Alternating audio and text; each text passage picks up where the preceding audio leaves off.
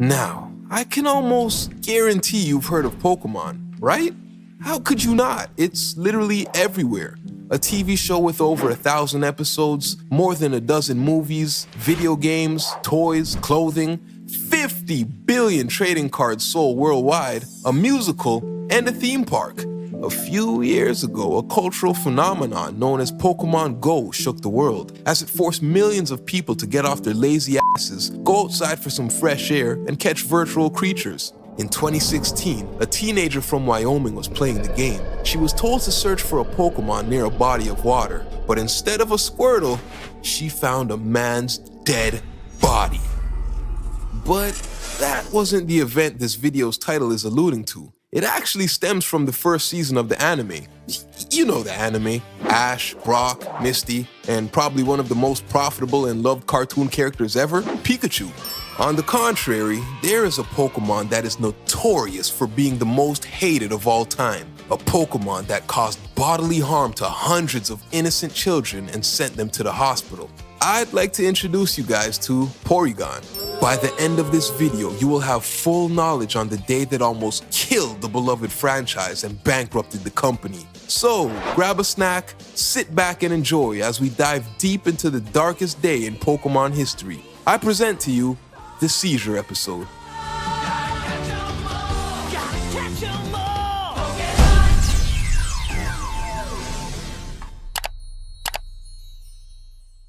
Pokemon, short for Pocket Monsters, was created by Satoshi Tajiri. As a child, his favorite hobby was bug collecting, which led to aspirations of becoming an entomologist, one who studies insects. Once he hit his teenage years, he grew fond of arcade games, namely Space Invaders and Dig Dug. It was at this moment he was inspired to create a game as fun and addictive as this.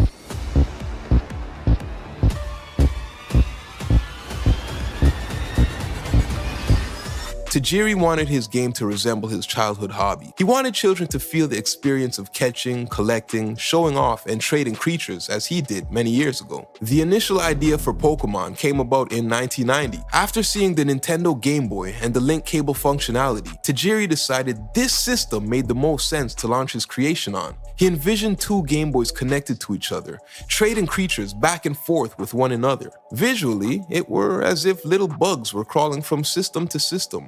He gathered a team, pitched his idea to Nintendo, and shortly after began working side by side with legendary video game designer Shigeru Miyamoto. It took them nearly 6 years to complete Pokemon Red and Green, later renamed Red and Blue for North America, and it almost bankrupted Tajiri in the process. Sales started off slow, but eventually, Pokemon became one of Nintendo's most profitable franchises. Riding the success of the video games, the company decided to roll out an anime series in 1997. It's set around the adventures of a young boy named Ash Ketchum, who is determined to become the world's greatest Pokemon master.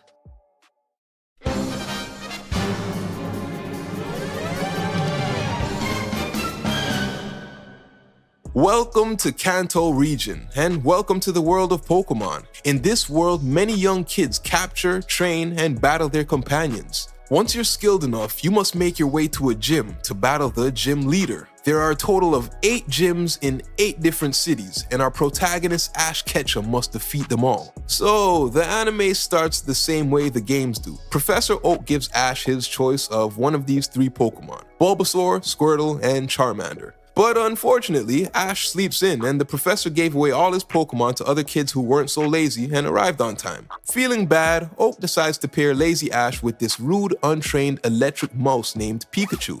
Oh, hi, Pikachu! Pikachu hates Ash. He hates his guts. Later on, Pikachu is about to be killed by a flock of angry Spearow, but Ash decides to sacrifice his body to save his newly acquired Pokemon. Pikachu now thinks Ash is a pretty alright kind of guy. Ash steals a bike and destroys it because he's a badass, I guess, I don't know. The owner is a girl named Misty, who decides to stalk Ash and follow him on his life journey until he repays her for the broken bike. We're introduced to the annoying Team Rocket, who then show up once an episode to bother us. As the journey continues, Ash captures a couple of Pokemon, including Caterpie, which quickly evolves into Metapod, And then Butterfree. Ash heads to Pewter City where he battles the gym leader Brock. Brock quickly disposes of Ash, almost killing Pikachu in the process. Oh my god. The two come to the realization that Pikachu is far too weak. So Ash strengthens his Pokemon with some cruel shock therapy. Ash goes back for a rematch where he cheats to win, but hey, he kicks Brock's ass. The rules state that when a gym leader loses, he or she must gift the challenger a badge. So Ash technically wins himself a brand new shiny Boulder badge. Ash, you didn't earn that badge, my guy, but hey, whatever. Brock now respects Ash and thinks he's a pretty alright kind of guy, so he joins the gang. Ash, Brock, and Misty head to Cerulean City in search of the Cascade badge. Once there, Misty decides she wants to do her own thing and she runs off. Eventually, Ash discovers the gym leaders are three uninspired sisters who kinda converted the gym into an aquarium. They're so over battling Pokemon that they just decide to give Ash the badge without earning it. Here. Hold it right there! Misty? Misty conveniently appears from the shadows and yells at Ash for accepting a free badge. At this point, she reveals these lazy girls are her sisters, which means she's a gym leader as well. Misty demands that Ash fight her to the death. Right here, right now. In the middle of the battle, Team Rocket shows up like the annoying pricks they are. They try to steal all the Pokemon, but Ash and Pikachu save the day. Although Ash technically didn't beat Misty, the sisters award him with his second badge for being so courageous. Ash, you didn't earn that badge, my guy, but hey, moving right along, Ash acquires Bulbasaur, Charmander, and Squirtle. Would you look at that? Didn't need Professor Oak's Pokemon after all. The gang makes their way to Vermilion City because Ash hopes to get another badge for free. They meet Lieutenant Surge and his Raichu. Raichu is the bigger, stronger, faster evolution of Pikachu. Naturally, Pikachu gets his ass handed to him. After he regains consciousness at the local Pokemon Center, Nurse Joy offers Ash a Thunderstone. With this, he can force mature Pikachu and make him evolve into Raichu. But Brock steps in and warns Ash that evolution is permanent. Once Pikachu turns into a Raichu, there's no turning back. Ash chooses not to go through with it. Instead, he believes in hard work and training. They go back to the gym and win a Thunder badge by defeating Lieutenant Surge. Turns out, Pikachu learned speed attacks that Raichu wasn't able to because he evolved too early. I never thought I'd see the day, but ta-da! Ash actually earns a badge. Thunder badge! And it's all mine! After winning, acquiring 3 badges, Ash and company decide they need a break. So to relax, they go on a cruise. All goes well until the boat crashes, killing everyone on board.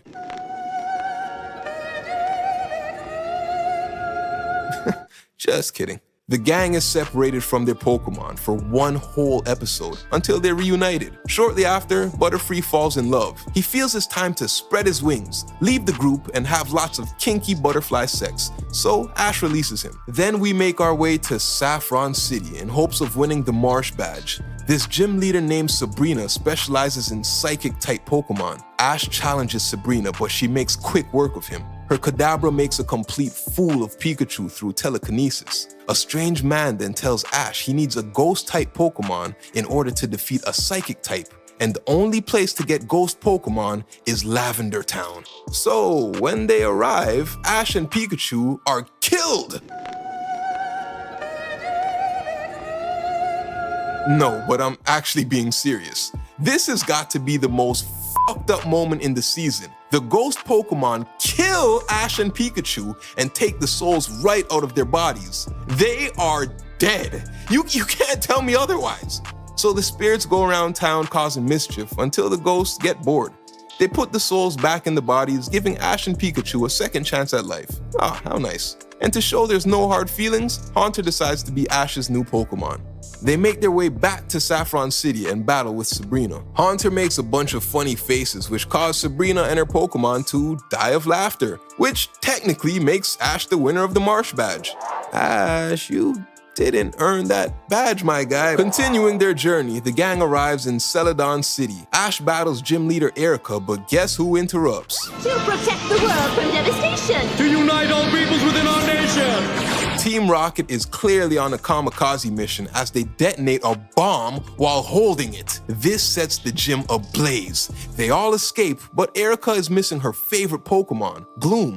Ash runs in the burning building like a madman and saves the helpless Pokemon. Erica is thankful and decides to give Ash the Rainbow Badge. Ash, you didn't earn... Will you shut up? Skating on by, Brock gets a Vulpix, Psyduck loves Misty, Ash catches a Primeape, which he quickly gives away to a fighting-type Pokemon trainer. He then catches a Muck to fill the void. Brock, Ash, and Misty head to Fuchsia City to challenge gym leader Koga for the Soul Badge. But in the middle of the battle, yep, you guessed it, What's going on here? Prepare for trouble. Make it double! Ha ha! Psyduck displays his hidden psychic abilities and sends Team Rocket blasting off into the sky where they almost certainly die. The battle continues and Ash actually displays some real skill. He uses his Charmander to secure the win and a new shiny Soul Badge.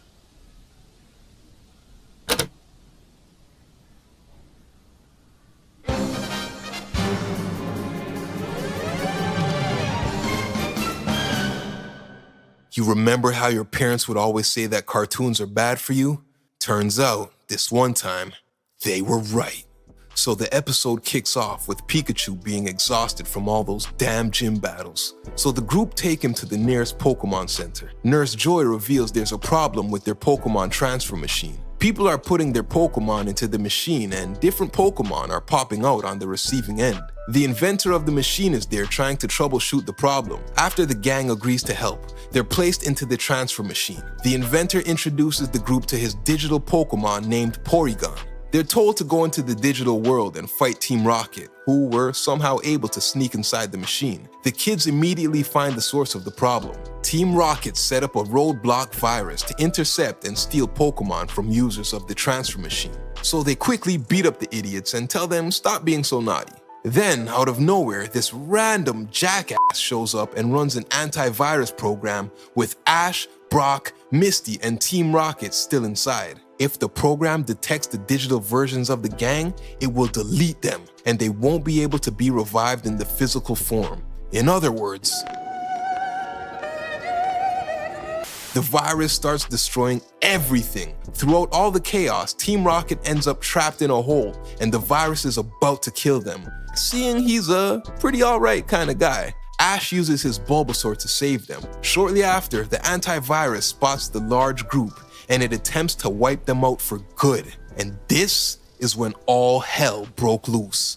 This is a true story. About 700 Japanese school-age kids were rushed to hospitals Tuesday night suffering convulsions and seizures. An investigation's underway in Japan into why more than 600 children suffered from convulsions and vomiting after watching a television cartoon program.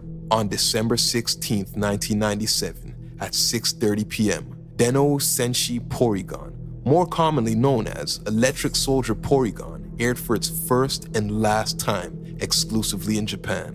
Approximately 4.5 million households were tuned in at the time. Around the 19-minute mark of the episode, the antivirus program launches 4 missiles at Ash, his friends, and Team Rocket. It's at this moment Pikachu attempts to save the day by hitting the missiles with a powerful thunderbolt, which causes a huge explosion. Now, I'm gonna play the scene here, but fear not. For obvious reasons, I won't show the video at full speed, and this scene poses no threat to your health whatsoever.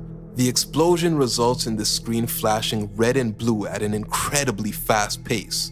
Here, the animators use 2 anime techniques called Paka Paka and Flash, which make the scene more intense and immersive. What they overlooked or failed to research is that flashing lights can trigger an epileptic reaction. So, what exactly is photosensitive epilepsy? It's a rare brain disorder that is sometimes found in children and young teens. If triggered, it can cause nausea, temporary blindness, headaches, and worst case scenario, seizures. Triggers vary from person to person, but some of the more common ones are bright contrasting patterns like black and white, stimulating images that take up your whole field of vision, such as sitting close to the TV screen, and certain colors such as red and blue. And if we glance back at the scene in question, of course, for 6 whole seconds, red and blue flashing back and forth every 83 milliseconds. As a result, almost immediately, several phone calls were made requesting medical assistance. More than 600 children across Japan were taken to hospitals. Some patients experienced irritated eyes, dizziness, shortness of breath, convulsions, and full-blown seizures.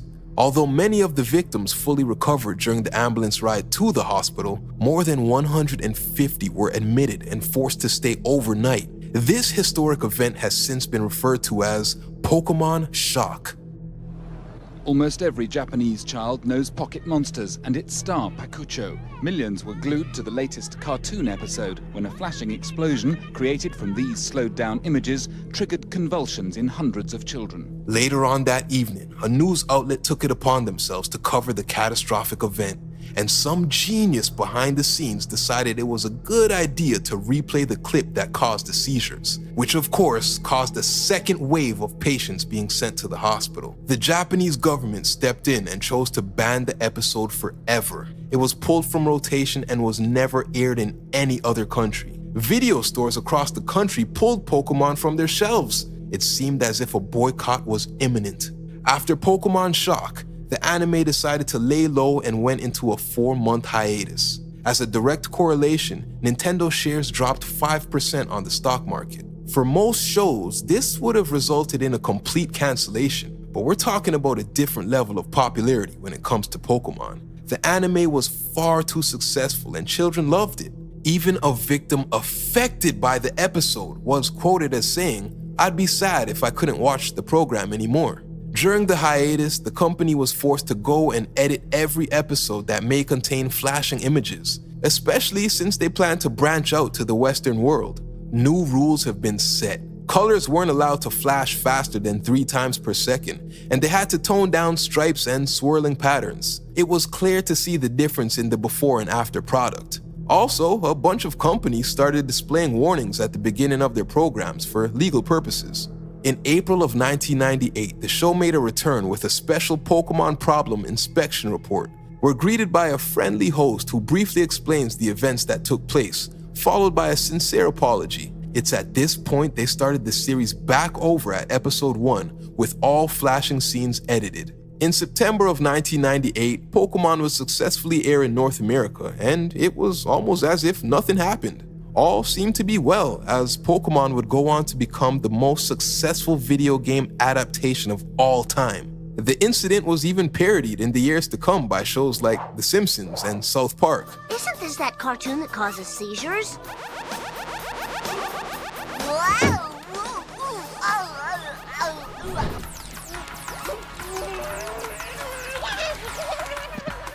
So the video game gave Kenny a seizure. Ew, this game moves. Poking fun at the historic moment, it was even included in the Guinness Book of World Records for most photosensitive epileptic seizures caused by a television show. Now, if you were wondering how the episode ended, after the explosion and a few hundred seizures, the antivirus and the whole laboratory were destroyed, thus sending everyone back to the real world. Team Rocket thanks Ash and company and then runs off. The Pokemon transfer machine is working again and the day is saved. Now Pikachu gets that long-awaited treatment, giving him a new youthful amount of energy. It really sucks things went the way they did because this was actually a fire episode. It kind of reminds me of Reboot, the way they're fighting in a digital world against digital enemies. It's a pretty ambitious storyline, I'm not gonna lie. Now, what's f***ed up is Porygon was basically boycotted after this, solely because its name was in the title of the episode. If you look at the scene, it was clearly Pikachu who sent those kids to the hospital. Porygon was framed, damn it! Pikachu caused the explosion! Look! But I get it, Pikachu is too loved and too profitable. They needed a scapegoat. So I guess this was the invention of cancel culture because they did away with Porygon. Since then, the anime has never featured Porygon or any of its evolutions, as if they're trying to erase its existence. Well, whatever, I guess. It's been over 20 years since the incident, and I think enough time has passed for us to openly laugh and joke about it. As a matter of fact, on September 19th, 2020, the official Pokemon Twitter account tweeted, "Porygon did nothing wrong. Meant to be a cheeky joke, seeing Pikachu was the one who caused the explosion. But nah, people didn't find it too funny, and they received a shit ton of backlash, resulting in them quickly deleting the tweet. So no, not enough time has passed. Maybe in the year 2040 we'll be able to laugh at this. And that's it for today, guys. If you're still watching, I consider you my people, and I appreciate you. If you enjoyed the video, drop a like and consider subscribing. I have a bunch of other videos you might find interesting. Until next time, don't sit too close to the TV, chase your dreams, and do what you love. Once again, I am Ryan Banks. Gimme my music. I move in the nighttime. Shit, everything I do in the nighttime. Make one turn two in the nighttime. Zoom from that bright light. Move by my right side. Crew in the spot and it's like 2 o'clock. Wrist never been in cuffs, evident.